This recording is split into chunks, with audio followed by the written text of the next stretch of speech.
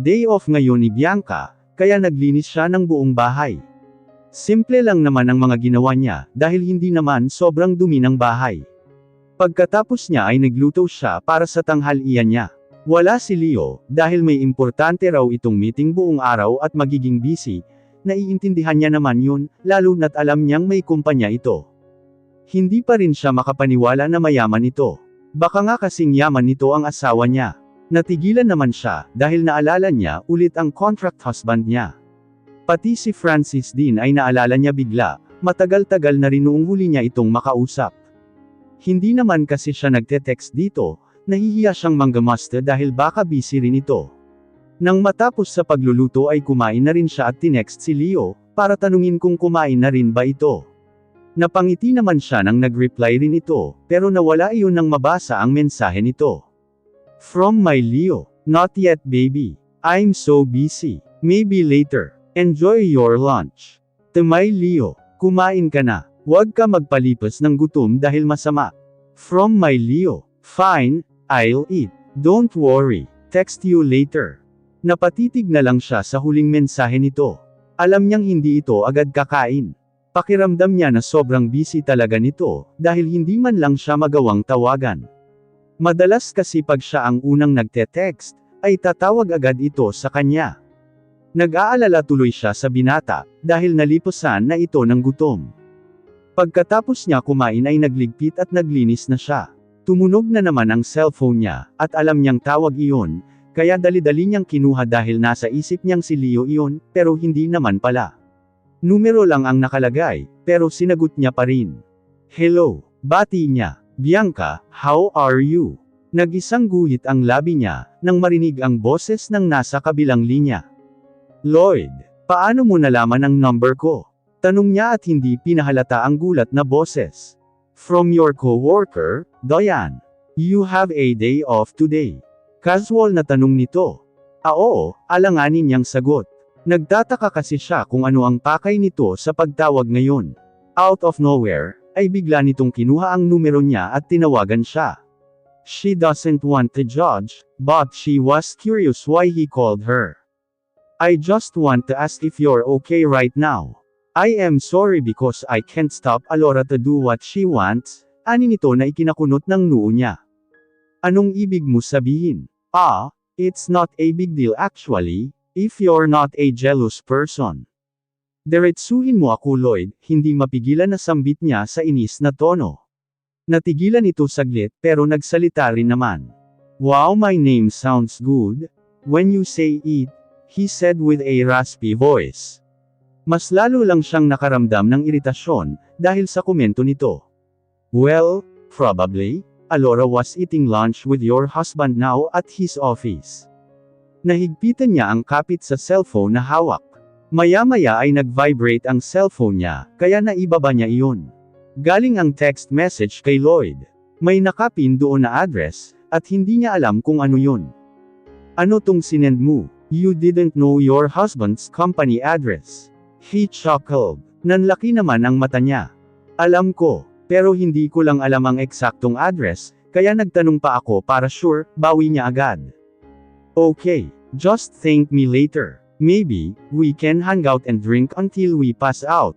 Hindi niya alam kung matatawa ba siya sa sinabi nito o ano, pero hindi na lang siya nagsalita, at pinatay ang tawag. Lloyd wants to mess with her, and he was great at doing that, because she is now curious. She likes Leo, no she loves Leo and just think that the man she loves is with another woman right now. Makes her heart ache. Hindi naman siya selosa talaga. Pero ewan niya ba kung bakit siya nakaramdam ng takot. Dahil siguro wala silang label. Nagpapanggap lang silang mag-asawa sa paningin ng kapatid nito at sa iba. At higit sa lahat, hindi siya sigurado sa nararamdaman ng binata para sa kanya. Napabuga siya ng hangin, at hindi na nagdalawang isip na kumilos para magbihis at pagkatapos, ay tunguhin ang address na kung saan naruroon ang binata.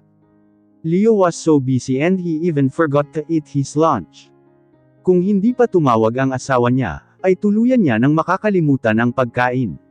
He let out of heavy sigh, when Alora still in his office, she is now preparing a food for their lunch. Nagpa-deliver ito, at dumating naman kaagad. Ito ang ka-meeting niya, dahil client nila ito. Hindi siya ang architect nito, pero dahil sa kumpanya niya ito kumuha, ay wala siyang magagawa kundi pumayag na lang na mapasama siya sa meeting. Hindi niya alam kung sinadya ba nito kunin ang bagong architect nila, para hindi siya makatanggi. He was willing to guide all the new architect in his company. Gusto niyang walang maging problema, at walang reklamo ang mangyayari sa pagitan ng client. Come on, let's eat, sambit nito sa kanya, at tinaas pa ang kamay para sumenyas na lumapit na siya sa may couch, nakaharap ang glass table. Fine. After this, our meeting should be continued. I don't want to waste a time, Miss De La Fuente, formal na ani niya. Ngumiti naman ng malawak ang babae at tumungo. Of course, this will not be a waste. She smiled, lumapit na siya roon, at walang nagawa kundi kumain kasabay nito. Nagkukwento ito ng kung ano-ano, pero hindi niya na pinapakinggan, dahil ang focus niya lang ay makatapos ng pagkain. Excuse me sir, napalingon siya sa pintuan, nang bumungad sa kanya ang secretary niya. Yes, tumikim siya at uminom ng tubig. Bago pa ito magsalita bigla siyang napalunok nang biglang lumitaw doon si Bianca. May dala itong paper bag, at ang mata nito ay tumitingin sa kanya at kay Alora. Oh, your wife is here, himingiti ni Alora. Napatayo siya kaagad, at nilapitan ang dalaga. You're here, how did you know where's my office? He murmured when he got near to her. Tumitig ito sa mga mata niya, at mabilis na tumingin sa bandang gilid. Parang may nagawa siyang mali kahit wala naman. Tama nga siya. What? Tanong niya dahil hindi niya naintindihan ang binulong nito. Umiling ito at ngumiti ng tipid, saka yumuko at tumingin sa paper bag na dala. Hinaturon sa nakita ng pagkain, pero mukhang busog ka na, halos pabulong na ani nito. He licked his lower lip out of his frustration. He feels so sorry because he ate with Alora. Baby, he murmured. Tinaas niya ang baba nito, para mapatingin sa kanya, pero umiwas naman ito ng tingin. I'm sorry. Hindi niya alam kung bakit siya nagsosorry, pero yun ang gusto niya sabihin ngayon. She's a client. Duncan. Sambit nito habang nakakunot ang noo. Napalingon siya. Para sundan ang tinitingnan nito at nakita niyang nakatitig ito sa desk nameplate niya, Duncan ang surname mo. Tanong pa nito ulit. Siya naman ay naguguluhang binalik ang tingin dito. Nakasalubong ang kilay nito, habang hindi pa rin inaalis ang tingin sa buong pangalan niya. Hanggang sa makaalis sila ni Leo sa kumpanya nito, ay malalim pa rin ang nasa isip niya. Hindi mawala sa isip niya ang surname ng binata. Saan ko ba yun narinig? Sigurado siyang narinig niya na iyon, kung saan hindi niya lang matandaan. Iwinaksi niya na lang ang nasa isip at tumingin sa daan, hindi niya alam kung saan sila papunta ngayon. Look, Alora is just a client. Napilitan lang ako kumain, dahil hindi siya titigil sa kakakulit sa akin, biglang paliwanag nito na ikinatingin niya. Ngumiti naman siya ng tipid at tumango dito. Baby, can you please talk? He said frustratedly. Nagulat pa siya dahil bigla nitong tinabi ang kotse at tiningnan siya. Ano ka ba, okay lang talaga, nakangiting ani niya. Inabot nito ang kamay niya at pinisil ng marahan. You rarely talk at me since you saw me with Alora. Hindi siya sumagot at binaba ang tingin sa kamay nilang magkahawak. Ayaw niya kasing ipakita na nagseselos siya, wala naman kasi siyang karapatan. And how did you know where my office is? Nagtatakang tanong nito sa kanya. Medyo kinabahan siya, dahil alam niyang hindi nito magugustuhan na ang kapatid nito ang nagsabi sa kanya. Sinabi ni Lloyd. Kinagat niya ang ibabang labi, siya ang nagsabi sa akin na kasama mo si Alora, pagtutuloy niya. What? Did he just go to my house? Matigas na bulalas nito. Napaangat naman ang tingin niya, at tiningnan ito ng may halong pagtataka. Bahay mo. Nagtama ang paningin nila, pero bigla rin itong umiwas ng tingin. Sumandal ito sa kinauupuan, at napasuklay sa buhok gamit ang isang kamay. I mean to the house we're staying at, mahinang ani nito. Dahan-dahan siyang napatango, bilang tugon na naintindihan niya ito. Hindi, kinuha niya ang number ko kay Diane, kaya niya ako natawagan. Block his number. Don't answer his call or messages, utos nito sa kanya. Napabuntong hininga siya, alam naman niyang hindi talaga magkasundo ang dalawa, pero kailangan niya pa ba e-block talaga ang number ng kapatid nito? Leo, pwede ko bang malaman kung anong pinag-awayan niyo? She asked furiously. May times na naiinis lang talaga siya sa inaasta ni Lloyd, lalo na noong nalaman nitong asawa siya kuno ng kapatid nito. Nakilala niyang mabait ang lalaki, at alam niyang may kabutihan naman ito, pero natatabunan na ngayong kilala siya nito bilang asawa ni Leo. Sorry, I can't explain it to you, ani nito at umiwas ng tingin. Medyo napahiya siya bigla, nakalimutan niyang wala pala siyang karapatan magtanong dito. At wala siyang karapatan makisyoso sa buhay nito. Kiming ngumiti siya sa sarili at dahan-dahan na napatango. Okay, sumandal siya sa upuan, at binaling ang tingin sa gilid. Narinig niya na tumunog ang cellphone nito. Hello, yeah, okay. I'll be back right away, okay. Pinaandar agad nito ang sasakyan, bago muling magsalita. I'll just drop you to the house. I need to go back to the office. I have important. Diyan na lang ako sa supermarket. Putol niya agad sa sasabihin nito, nang matano na may supermarket na malapit. No, I'll drop you to my house, matigas na sambit nito. Hindi niya pinansin ang pagkakasabi nito, at umiling na lang.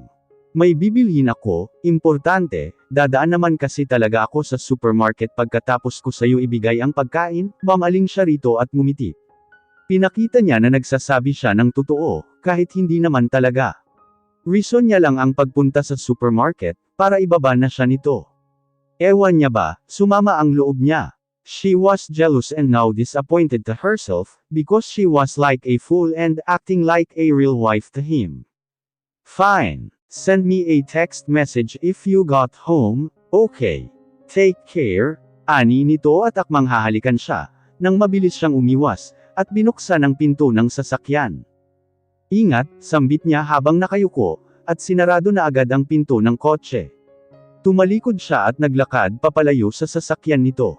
Hindi na siya naghintay ng sasabihin pa nito at umalis na. Kagat-kagat niya ang labi dahil ang bigat bigla ng pakiramdam niya. Wala kang karapatan pumasok sa buhay niya, wala ka rin karapatan magselos Bianca. Umayos ka. Inis na bulong sa sarili. Diretso lang siya hanggang sa makapasok sa supermarket, kahit wala naman talaga siyang bibilhin. Umikot lang siya sa loob, at napabili na rin, in case na tanungin siya ng binata, kung ano ang binili niya. Nagtagal ata siya ng kalahating oras sa supermarket, dahil paikot-ikot lang siya, habang malalim ang iniisip. Pagkatapos niya magbayad ay lumabas siya ng supermarket, pero sa likod siya dumaan, sakto naman na may taxi siyang nakita, kaya doon na siya sumakay. Saan po tayo ma'am? Tanong ng driver. Hindi siya kaagad nakasagot, dahil maski siya hindi alam kung saan gusto pumunta, basta ang alam niya lang ayaw niya pa umuwi. May alam po ba kayong pwedeng tambayan dito manong? Tanong niya sa driver. Ay, broken-hearted ka ba ma'am? Tanong bigla ni Manong. Paano ba naman kasi, noong isang araw may sakay din ako na dalaga, at hindi alam kung saan pupunta tapos umiiyak pa. Dagdag pa nito, napakamot naman siya ng ulo, at napailing na lang. Hindi po manong, ayaw ko pa kasi umuwi, gusto ko pa gumala, pagdadahilan niya, pero mukhang hindi naniwala sa sinabi niya. O siya, doon ka na lang pumunta sa rooftop pub ma'am, masasarap ang pagkain at maganda pa ang view. Pwede kang uminom, pwede kang kumanta, pwede kang makinig sa banda, tutal malapit na mag 4 PM, mag-start na ang banda roon. Tango na lang ang tanging tugon niya. Dahil wala rin naman siyang alam puntahan, pumayag na siya sa suggestion ni Manong. May kalayuan din ang pinuntahan nila, dahil umabot ng 300 ang babayaran niya. Dahil mabait ang driver, inabutan niya ito ng 350, bilang tip na rin dahil ligtas siyang nakarating sa lugar. Maraming salamat po, sambit niya bago tuluyan lumabas ng taxi. Napatingala siya sa building, dahil mataas ang building na yun. Pumasok siya at nagsabi sa guard na pupunta siya sa rooftop pub. Tinuro naman nito ang elevator, at sinabing pindutin niya lang ang R button. Pagkapasok niya ay natigilan siya, at napatingin sa kasabay niyang pumasok. Lloyd. Halata sa boses niya ang pagkagulat. Ngumiti ito ng tipid sa kanya, at mukhang hindi man lang ito nagulat na nakita siya nito rito. Hey, What happened to your visit in my brother's company? Casual na tanong nito. Sumeryoso ang mukha niya, dahil pakiramdam niya ay sinundan siya nito. Sinundan mo ba ako? Ayaw niyang maging feeling girl, pero iyon lang ang nasa isip niya. Kinda. Nakita kita bumaba ng taxi, habang papasakay ako sa kotse, kaya naisipan kong sundan ka. Galing ako sa liquor store, sa tapat ng building na to. Hindi siya nagsalita at iniwas na ang tingin dito. Pipindutin niya sana ang R button pero nakapindot na. You'll eat or you'll drink. Napabuga siya ng hangin, at tiningala ito dahil sa tangkad nito. May problema ka ba sa akin? Diretsong tanong niya. I don't have a problem with you, but things happened. I didn't know you're my half-brother's wife, he scoffed. Her body frozen a little, before she reacted. Half-brother. Ngumisi ito ng kakaiba, pero may kung anong emosyon siyang hindi moari sa mga mata nito. Hinarap siya nito at tiningnan ng mabuti sa mata. It seems you didn't know your husband well, Bianca. Are you his real wife or a fake? Napaatras siya nang humakbang ito papalapit sa kanya. Napapikit siya nang yumuko ito, at nilapit ang labi sa pisngi niya. If you don't want to be with him, just tell me. I can get him from you, and I'm willing to do it, he muttered. Her eyes widened when she felt his lips touched her cheeks. You're cute, nanggigil na sambit pa nito. Hindi na siya nakareact nang lumabas na ito sa elevator, dahil tumunog na iyon. Siya naman ay hindi na nakalabas, at hinayaan na lang magsara muli ang pintuan ng elevator. Pinindot niya agad ang ground floor para makaalis sa lugar na yon.